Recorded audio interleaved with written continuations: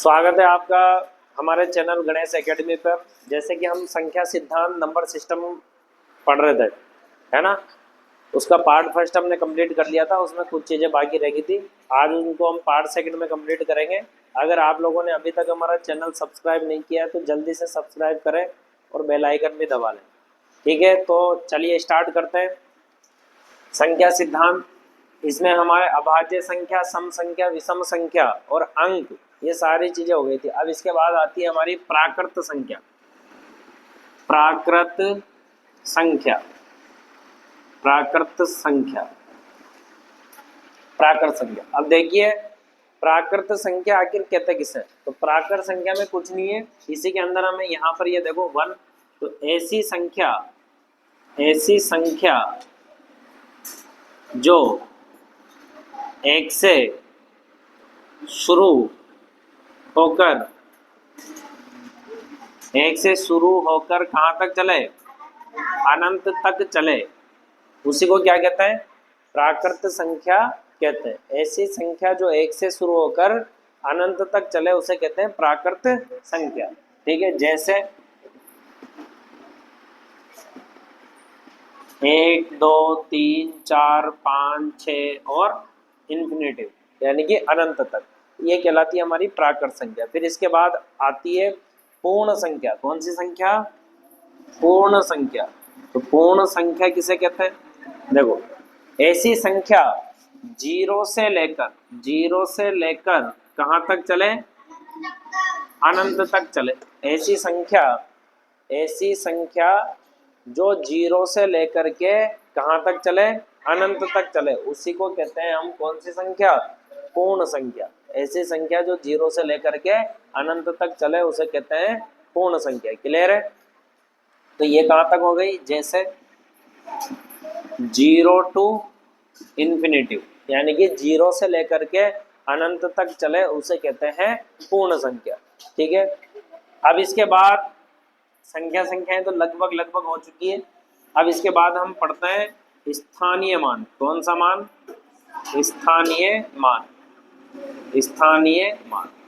अब देखिए स्थानीय मान होता क्या है। स्थानीय मान जैसे मान लो हमें एग्जाम में क्वेश्चन आ गया 1 2 3 4 5 6, ये नंबर है। ठीक है, इसमें हमें बोल दिया कि 3 का स्थानीय मान बताओ। इसमें 3 का स्थानीय मान बताओ, यानी कि 3 का स्थानीय मान बताओ। प्लेस वैल्यू, स्थानीय मान को ही बोल देते हैं हम प्लेस वैल्यू, प्लेस वैल्यू। ठीक है, तो 3 का स्थानीय मान बताओ या 3 की प्लेस वैल्यू बताओ। तो हमें करना क्या है, 3 को लिखना है 3 के ही नीचे, लिख दिया। क्लियर है।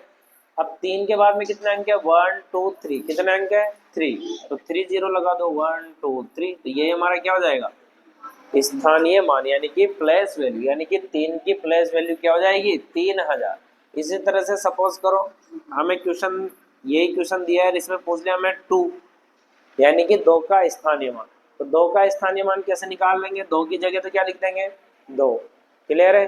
2 के बाद में कितने अंक है, 1 2 3 4, तो 1 2 3 4, ये हमारा क्या हो जाएगा आंसर। इसी तरह से सपोज करो कि हमें महेश इधर आजा, नहीं दिख रहा होता। इसी तरह से अगर हमें 6 का निकालना है, 6 का स्थानीय मान निकालना है, तो क्या करना है, 6 का 6 लिख देंगे। क्या कर देंगे, 6 का 6 लिख देंगे। ठीक है, क्यों, क्योंकि इसके बाद में कोई नंबर नहीं है, और जब कोई नंबर नहीं है तो कोई जीरो भी नहीं लगाएंगे। क्लियर है, इसलिए 6 का स्थानीय मान क्या आ जाएगा, 6 आ जाएगा।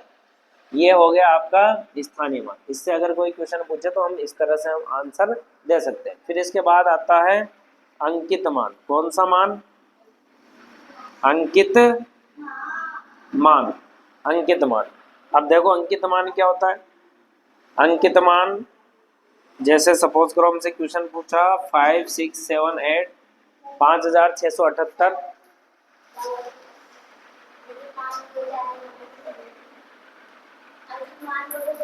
हाँ, अंकित मान को हम जातीय मान भी कह देते हैं, इसी का नाम है ना, अंकित मान या जातीय मान, एक ही बात। ठीक है, और इंग्लिश में बोल देते हैं इसे फेस वैल्यू, फेस वैल्यू। ठीक है, फेस वैल्यू। तो देखो 5 6 7 8 5678, 5678 इसका हमें निकालना है अंकित मान। किसका? जैसे 5 का निकालना है, 5 का अंकित मान निकालना है तो देखो 5 का अंकित मान क्या हो जाएगा? 5 ही हो जाएगा। ठीक है, यानी कि अंकित मान में क्या होता है? जातीय मान या अंकित मान या फेस वैल्यू। इसमें क्या होता है? जिस भी नंबर का अंकित मान या फेस वैल्यू पूछे तो वही नंबर हमें लिख देना होता है।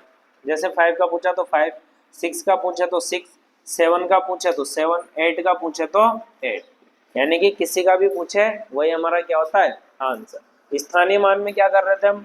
जिसका पूछ रहा था उसको लिख रहे थे, उसके बाद में जितने अंक बच रहे थे उतने जीरो लगा रहे थे।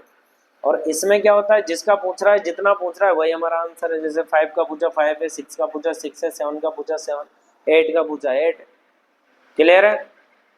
इस तरह से करना है। तो देखिए, प्राकृत संख्या, पूर्ण संख्या, स्थानीय मान, जातीय मान, ये हम एक बार फिर से रिपीट कर लेते हैं, इसके बाद फिर हम क्वेश्चन करेंगे। तो देखिए, प्राकृत संख्या ऐसी संख्या जो एक से शुरू होकर के कहाँ तक चले? अनंत तक चले, यानी कि जहां तक हम गिनती बोल सकते हैं वहां तक, तो ये हो जाता है प्राकृत संख्या। फिर पूर्ण संख्या ऐसी संख्या जो 0 से लेकर के कहाँ तक चले? अनंत तक चले, ये हो गई हमारी पूर्ण संख्या। ठीक है, फिर इसके बाद आता है हमारा स्थानीय मान, यानी कि प्लेस वैल्यू। ठीक है, तो प्लेस वैल्यू में क्या हो जाता है? जिस भी नंबर का हमसे प्लेस वैल्यू या स्थानीय मान पूछ रहा है उस नंबर को हमें लिखना है और उसके पीछे कितने नंबर है ये देखना है। तो जितने नंबर है उतनी ही हमें क्या बना देनी है? 0। ठीक है, तो जैसे हमसे 2 का पूछा था तो 2 लिखा, इसके बाद में 1 2 3 4, 4 अंक है, तो 4 अंकों की जगह 1 2 3 4 0 लगा दी, तो हमारा बन गया ये 20,000, 20,000। क्लियर है? फिर इसके बाद हमसे पूछा जातीय मान, अंकित मान। कभी कभी जातीय मान से क्वेश्चन दे देता है। बढ़िया पूछा इस बच्चे ने, ताली बजाओ इसके लिए। हाँ, तो देखो अंकित मान, इसको कभी कभी जातीय मान नाम देकर के क्वेश्चन पूछ देता है। अब हमारे साथ एग्जाम में होता क्या है, हम कंप्लीट होके जा रहे हैं किसके हिसाब से? अंकित मान फेस वैल्यू के हिसाब से। ठीक है, अब पेपर में हमारा आ गया जातीय मान। जैसे क्वेश्चन दे दिया 5678 में 7 का जातीय मान क्या होगा, तो हम कंफ्यूज हो जाएंगे कि यार सर ने अंकित मान तो पढ़ाया था, स्थानीय मान भी पढ़ाया था, अभी जातीय मान कहाँ से आ गया? ये तो पढ़ाया ही नहीं सर ने, तो उसका आंसर कैसे आएगा हमें? तो कंफ्यूज हो जाएगा।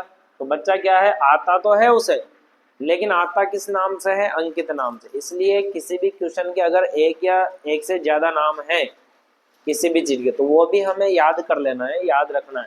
ठीक है, जैसे अंकित मान, इसी को जातीय मान बोल देंगे। ठीक है, तो ये हो गया हमारा जातीय मान। जातीय मान या अंकित मान में क्या कर रहे थे हम?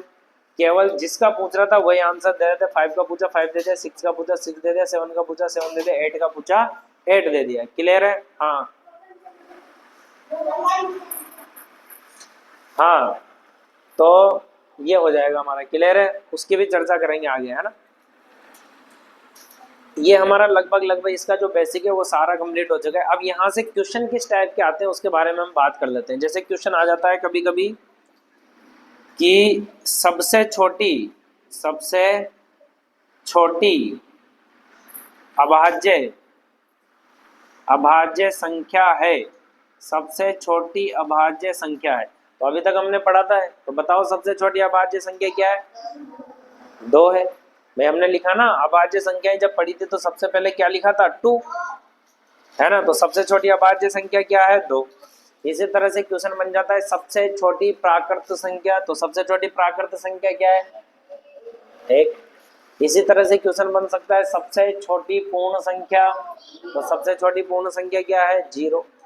ठीक है, स्थानीय मान का बता ही दिया किस टाइप से क्वेश्चन आएगा, इस टाइप से आएगा, है ना। किसी का भी स्थानीय मान पूछ है, जैसे लिख सकता है 5 6 0 7 8, तो 0 का स्थानीय मान क्या होगा?